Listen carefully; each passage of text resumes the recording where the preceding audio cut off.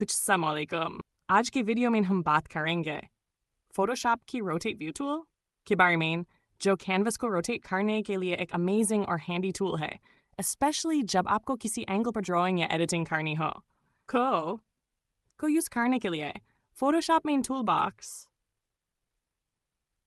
Select करें या फिर आर शॉर्टकट की प्रेस करें। उसके बाद कैनवस पर क्लिक करें। आपका पूरा कैनवस सर्कुलर मोशन में रोटेट हो जाएगा बिना इमेज को परमानेंटली घुमाए। अगर आपको कैनवस को रीसेट करना हो तो टॉप बटन पर क्लिक करें और कैनवस वापस अपनी ओरिजिनल पोजीशन में आ जाएगा।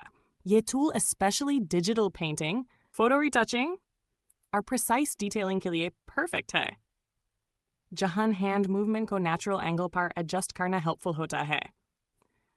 तो दोस्तन, रोटेट व्यू टूल के साथ आप अपनी वर्कफ्लो को बना सकते हैं और बी स्मूथ और कंफर्टेबल जस्ट एक सिंपल जेस्चर से। अगर वीडियो पसंद आए तो लाइक, शेयर और सब्सक्राइब करना न भूलें। मिलते हैं अगले डिज़ाइन ट्यूटोरियल में, डिज़ाइन चेस्ट के साथ।